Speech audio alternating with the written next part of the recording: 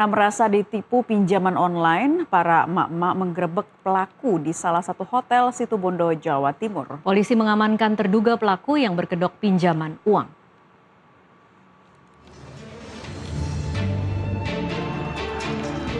Dalam rekaman video amatir terlihat petugas menangkap RSA terduga aksi penipuan di sebuah hotel di Kabupaten Situbondo, Jawa Timur pada Kamis siang.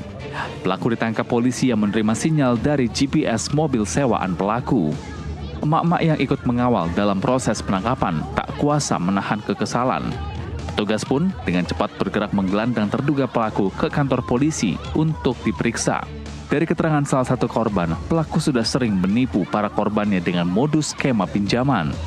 Korban yang tergiur keuntungan yang besar, bahkan sampai rela menggadaikan motor dan harta bendanya untuk modal. Dia itu nawarin pinjaman, katanya dia itu punya pinjaman tapi dia gak menerusin katanya ada dua sistem, baru sama lanjutkan. Nah, yang dia ini sisa satu angsuran. Nah, disuruhnya saya yang neruskan. Nah, itu bilangnya per 10 jutanya itu 1.300.000. Nah, dia nawarin itu ada 30 juta sama 10 juta.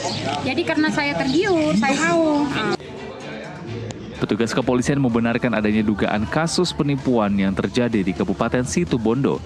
Saat ini petugas masih melakukan pemeriksaan terhadap terduga pelaku. Seorang yang diduga sebagai pelaku dalam tindak pidana penipuan dengan modus menjanjikan pinjaman hutang, namun ada persyaratannya dari korban diminta untuk menyerahkan sejumlah uang. Dan untuk saat ini penanganannya bagaimana, Dan?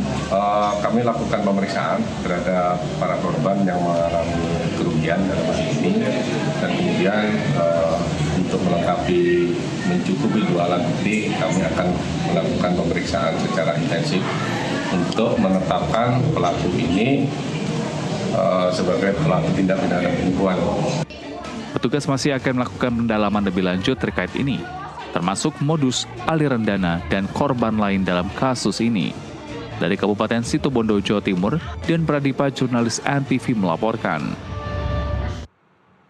Bangunan UPTD SDN 2 Tugu, Kabupaten Indramayu, Jawa Barat ambruk setelah hampir 50 tahun tidak direnovasi. Beruntung tidak ada korban jiwa saat kejadian, namun 2 ruang kelas dikosongkan untuk keselamatan siswa. Bupati Indramayu Luki Hakim meninjau bangunan sekolah yang roboh. Menurutnya kondisi gedung sudah sangat rapuh, namun kegiatan belajar telah dipindahkan sebelum bangunan ambruk.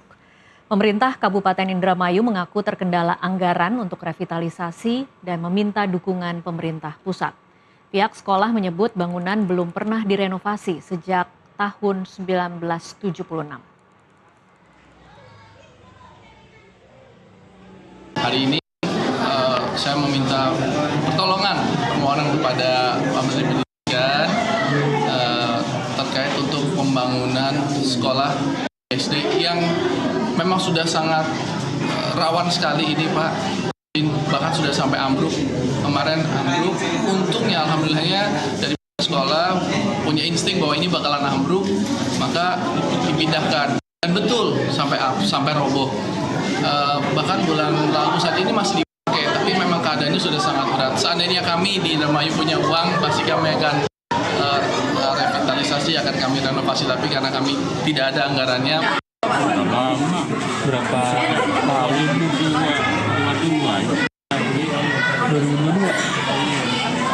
Karena tidak ada kepala sekolah ini, setiap pengajuan kan tidak sadar terkendala.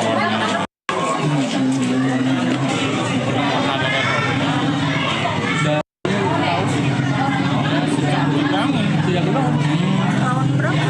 Calon ada? 76, impresi. Serius, Pak? Belum pernah sama sekali. Ini dibangun karena posisi seperti ini.